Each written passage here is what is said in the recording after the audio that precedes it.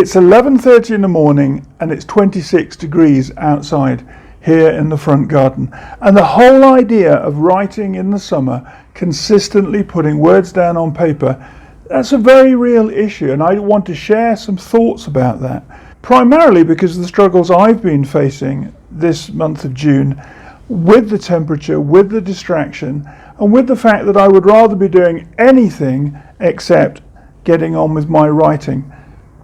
Glorious weather and the desire to be outside, to be taking a first summer holiday or be starting to make little summer breaks as we go through the next few months. There's lots of other places that I would rather be later in the summer, but knowing that I have finished this work on this particular manuscript and using those as a motivator and as a goal.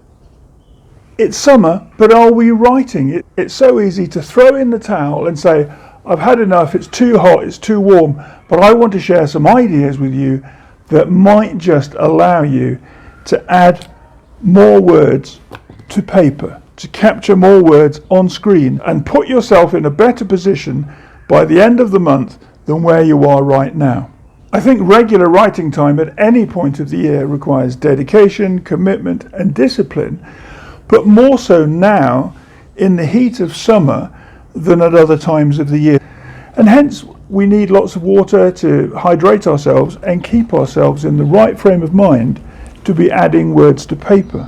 If we're lucky today, we'll have a bout of heavy rain in the late afternoon, and at that point, maybe 5 o'clock, I can head out to a coffee shop with my go bag and be ready to work on this manuscript, which I'm working on at the moment for an edit process, a final edit. This is my third edit in the last 4 weeks, and I'm feeling pretty happy with where we are right now on that one.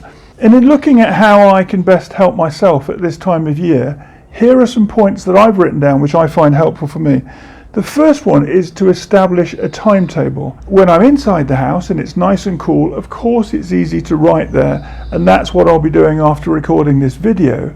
But generally for the summer days when the heat is up and the desire is to go swimming or walking or to go out for coffee or to grab a book to read. By the way, this is my new one. I've got it. It's called El Laberinto de la Soledad, or The Labyrinth of Solitude by Octavio Paz.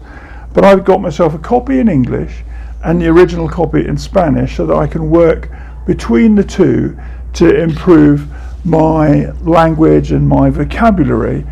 And that's one of the things I'll be doing this week to help myself as a reward. So establish a timetable, whether it's 11 o'clock for an hour or 5 or 6 o'clock for a couple of hours in your evening schedule.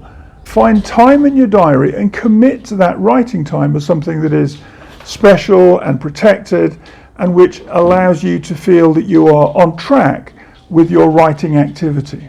Of course you can say to yourself, it's 11 o'clock, I will go and sit at my desk and do some writing.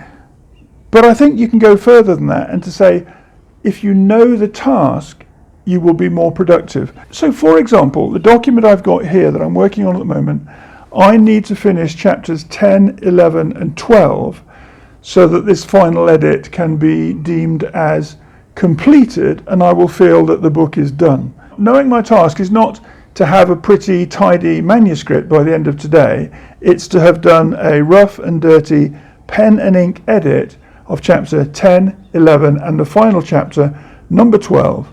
That will make me feel really good. And for my specific task tomorrow will be to type up my physical ink amendments to the first 4 chapters and get those onto my laptop. The following day it will be chapters 5, 6, 7 and 8, and then the day after that the remaining 4 chapters 9 through 12.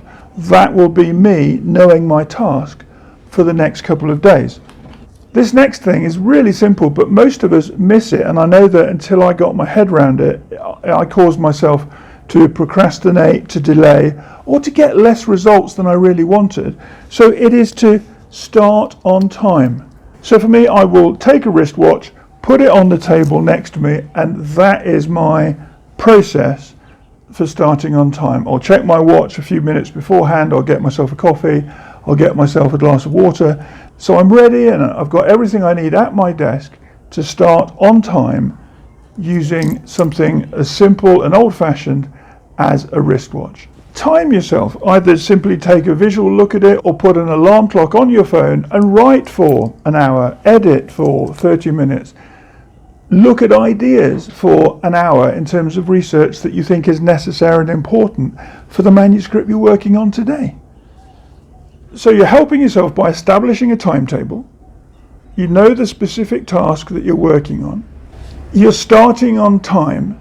Now my suggestion would be that you give yourself a very defined goal, and that might be to edit a chapter, to write 750 words, to create the next scene or action picture within the story that you're writing, and to encapsulate the basics of that so that you can come back to it tomorrow and fill in all the detail, flesh out the character, behavior and the peculiarities of the individuals within the story that you're writing. But by being specific about the goal that you have for this next 1 hour block of writing or 2 hour block of writing, that's your point of focus. You're not going to get distracted into research that is unnecessary. You're not going to get lost down a pothole of this is not necessary, this is a waste of my time. You're not going to pick up the phone and talk to a friend or a family member, because this is your specific time for working on a goal that is important to you. So you're doing all this work, you're accomplishing things on time, you're starting properly, you're defining the work that you do, and you're making progress. Reward yourself, not for every day that you do some work, but maybe every week after you've achieved 4 or 5 blocks of writing time. Go out for a walk, enjoy the park, go for a swim, go to a coffee shop and treat yourself to your favourite coffee and a cake. As much as anything else, stay focused on your reason why. What is it that allows you to feel happy and focused and to have peace of mind in knowing that you've written today, or that several times this week you have written according to your timetable and your schedule and you've stayed on track? Your writing life is not a race. Take time to think about the links between how good you feel when you write on a consistent and regular basis and the feedback loop that feeling so positive and to be happy doing what you love, about how that brings you back to want to do more writing. Writing is a self-fulfilling process. When we write regularly, the words come more easily. The idea is more present within our mind on a daily basis, so that it's easy to capture ideas and put them down on paper or to record them on screen, to put you in the place that gives you consistent writing across the summer and rewards you emotionally, as well as storing up a bank of words, a bank of developed story that becomes something in your catalogue of output. Create productivity based on a timetable that works for you and your lifestyle and your personal situations.